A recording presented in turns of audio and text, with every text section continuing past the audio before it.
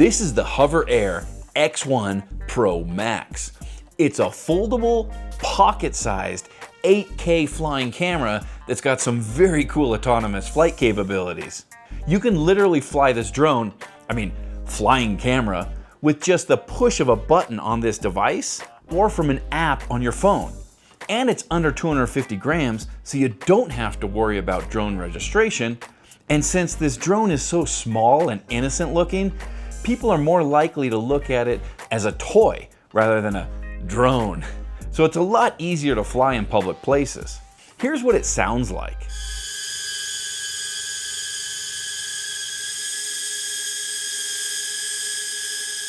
This flying camera uses AI to fly autonomously and track a subject, probably you. And the first time I used this drone, I was blown away at how much fun it is to have this flying robot follow me around.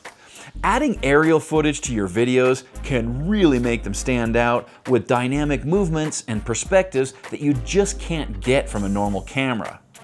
The HoverAir is super easy to operate, so you can head out on your adventure with just this in your pocket, and it's ready to take off and film you in just a few seconds when you push this button. And if you want more advanced features like better range, better tracking, and full manual control, you can get the HoverAir X1 Pro or Pro Max bundled with the beacon and joysticks. These accessories are completely modular and they unlock different capabilities depending on how you use them. You can fly the drone with the built-in controls, or with an app on your smartphone, or with the beacon, or with the motion controller, or with both joysticks as a traditional remote, or you can fly with the remote and a smartphone. There's two big differences between the HoverAir X1 Pro and Pro Max. First, the Pro Max has a more advanced 8K camera with a 1/1.3 inch sensor and Pro video features like 4K 120 slow motion and log profiles with 10-bit recording. More resolution and Pro video features are a huge benefit, but only if you actually take advantage of them.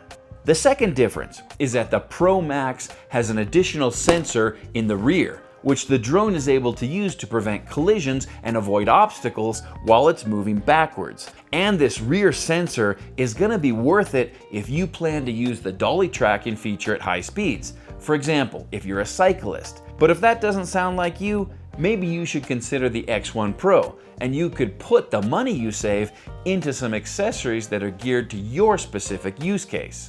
Because other than those two differences, the two models are exactly the same. Using the drone with the basic built-in controls is super simple, and it's perfect for beginners or when you want to travel light without bringing any other accessories. A single press of the main button will tell you the battery voltage. A long press will turn the drone on or off. When the drone is powered up, the display and a super creepy robot voice will tell you what flight mode you're in. Current mode, hover.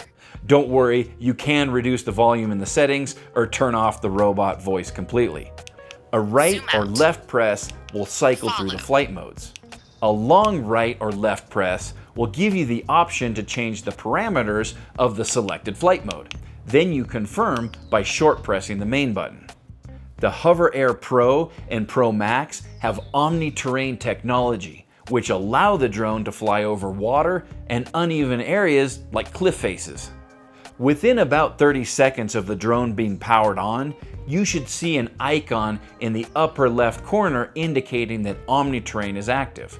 And you'll see an Omni-Terrain check mark when you try to take off. If the icon is blinking, or you see an Omni-Terrain icon with an X when you take off, that function is not available. You can still fly, just avoid flying over water or more risky environments. To take off, place the drone on your hand, making sure the camera can see you, and press the button once. The drone will take off and perform the flight maneuver that you selected. You don't need to start and stop recording. Recording starts automatically, as you can see by a red icon on the front of the drone. If the icon flashes orange, it means it hasn't recognized a subject. For example, maybe it wasn't facing you when you pressed the button. So make sure it's facing you and try again. After the flight is complete, the drone will hover in place at its starting point. Just place your hand underneath the drone and it'll land automatically. That's it. That's all it takes to use the basic functions of this drone, without a remote and without a smartphone. And this simplicity and lightweight package makes this a great travel or sports drone because this is all you need to take with you. The HoverAir X1 Pro and Pro Max have a ton of autonomous flight modes.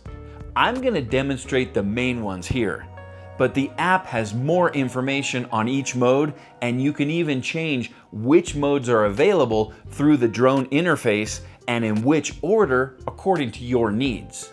There's hover mode, which tracks a subject but doesn't follow it. This allows you to get static shots of a moving subject. For example, you could leave or approach a scene and the drone will track you. There's zoom out, where the drone will move backwards and keep the subject in the frame. This is a great way to show off where you are at a cool location. In this mode, the rear collision detection sensor is active on the X1 Pro Max. There's follow mode. In this mode, the drone flies behind you and tracks you. You can change the height and distance for the drone to follow you to get some interesting perspectives. And in this mode, it can follow a subject at up to 42 kilometers per hour or 26 miles per hour, which is actually pretty fast considering the small size of these props.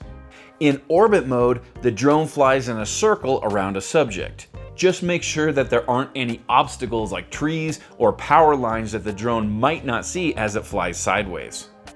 In bird's eye mode, the drone flies straight up and gives you, well, a bird's eye view. The maximum height is 30 meters, which is enough to give you a cool perspective. In spiral mode, the drone will ascend and then descend in a spiral to show off your surroundings. In dolly zoom, the drone will move towards you or away from you while zooming in or out, and it's a pretty cool effect. Before we had flying cameras, you needed a ton of equipment like sliders to get an effect like this. In dolly track mode, the drone flies in front of you, moving backward. You can get some very cool shots with dolly track mode, the kind of shots that just aren't possible without a film crew or a flying camera. In this mode, the rear collision sensor on the X1 Pro Max is super handy since the drone is flying backwards. Angle track mode is similar to the other follow modes, but the drone follows you from the side. This is an advanced mode, and I had to unlock it in the app before I could use it. I think they do this to prevent beginners from having a bad experience because there are no obstacle avoidance sensors on the side of the drone, so it could fly into trees or power cables, so be sure to practice in an open area until you get the hang of it. There's indoor follow mode, where the drone tries to follow your movements exactly in a tight indoor environment. I tested this and it worked pretty well, even when I led my flying camera around my house and my garden through some pretty challenging surroundings. If the drone loses you, or if you hide from it, it'll just hover in place like a confused puppy. There's also ski mode and cycle mode. In ski mode, the drone's movements are more fluid, designed to mimic the movements of a skier. And in cycle mode, you can select different parameters according to your environment, which will make the drone either cut corners or follow your exact route while dodging obstacles to keep up with you. If you're a skier or a cyclist, you should have a look at the bundles and accessories that are made specifically for these activities so you can take full advantage of these features. Even though you can fly your drone without a phone or remote, you should install the Hover app for things like firmware updates, transferring your photos and videos from the drone right to your phone so you can share them without ever even touching a computer. And the app does allow you much more detailed control over your flight modes than what can be done through the simplified interface on the drone. You can also fly the drone manually using the virtual joysticks on your phone screen. I used manual control in this shot because I wanted it framed in a certain way. You can also use the beacon to fly the drone. The main advantage of using the beacon is that the range and tracking capabilities of the drone are much better. You can also fly the drone manually using these controls on the beacon. For example, to get certain scenery into frame, and it's nice to have the capability to do this with such a compact device when you need to travel light. Another advantage of this beacon is that you can see the camera's live view to frame your shot or to fly the drone. Without a live view, it can be very difficult to fly a drone manually as it changes orientation. When it's facing away from you, the drone's left is your left. But if it turns around, everything is reversed and it can be really hard to control without that live view to keep you oriented. The beacon has been designed to be used vertically, so the image is locked in vertical orientation.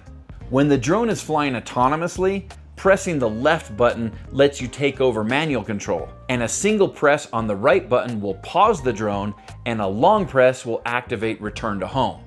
This is an important safety feature so you can prevent the drone from crashing if it's flying autonomously towards an obstacle it can't see, especially from the side.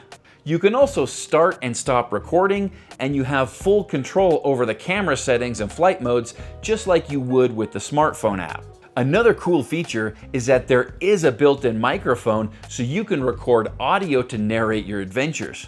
The beacon records sound as a separate file automatically. This system uses AI noise reduction, which is designed to remove the prop noise so you can get usable audio even if the drone is making a ton of noise. You can charge the beacon with this magnetic cable, or it'll charge automatically when it's connected to the joystick. But things get really cool when you attach the beacon to one of the joysticks. Like that. When you attach the right joystick to the bottom of the beacon, it turns into a motion controller. These connections are magnetic and they lock in place with these little arms. If you don't feel that satisfying click, you might need to fully insert them with your fingers. To fly the drone with the motion controller, use the joystick to ascend or descend and to yaw left or right. If you're new to drones, we say yaw when the drone rotates around an axis like this, and roll means to move sideways like this. If you press this back button and move the controller around, the drone will mimic the movements of this controller. After you use this motion controller a few times, it becomes very intuitive, and it's great for people who haven't flown drones before because this motion control setup is actually more natural than a traditional remote, and you don't have to deal with complicated setups. In the app, you can choose an orientation. The drone can either face towards you or face away from you. When the drone is flying towards you, your movements are reversed. So it takes a little bit of getting used to it, but it's worth the effort because you can get some very cool shots with the drone facing you. Even though the autonomous flight modes are really the standout feature of this drone, I still prefer full manual control, at least in some situations. With the right joystick attached on the bottom, attach the left joystick to the top. Then pull them apart and fold them down, like this.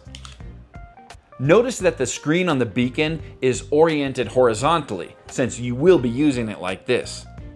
For traditional drone pilots, or anyone who's ever flown a remote-controlled plane, this is the most natural form of manual control. You can fly the drone with full manual control using the built-in screen on the beacon without having to use your phone. I really like flying the drone like this because it's a great combination of range and capabilities, control, and easy setup. You can also use your phone as a display with the Hover app by inserting it into the controller and using the included USB-C to USB-C or USB-C to Lightning cable. I have a standard iPhone 13 and it fits great even with my thick life-proof case. This is the most powerful setup if you want full control over the drone, flight modes, and camera settings because it's easier to frame your shot, check focus and exposure, and change settings through this larger screen on your phone and the more intuitive menus in the app. All right, let's talk about range. When you use the app alone, the HoverAir Pro and Pro Max, have a maximum range of up to 500 meters. And when you use the beacon, the range is up to 1 kilometer. Now keep in mind that even if you can fly really far away, you probably don't need to fly that far to get the shots you want. This camera has a very wide lens that's designed to take in action and scenery, like a GoPro. That means that you'll get the best aerial shots by being pretty close to your subject and taking advantage of the unique perspectives and dynamic movements that you could only get with a flying camera. Also keep in mind that drone rules in most places require you to maintain visual line of sight. And I don't know how good your eyes are, but I bet you can't see this thing when it's more than a few hundred yards away anyway. Alright you guys, here's my conclusions on the HoverAir X1 ProMax. This flying camera is a great solution for people who want to get those unique aerial shots but don't want to mess around with complicated drone setups. It has some amazing technology when it comes to autonomous flight and follow capabilities. It's super easy to set up and fly, and the beacon and joysticks offer some more advanced capabilities for users that need them. The image quality is fantastic with 4K and 8K camera options, and with these prop guards, it's completely safe to use, so you can fly in tight indoor spaces or around people without worrying about hurting anyone or anything. This drone is incredibly durable, and it's been designed to take crashes without breaking.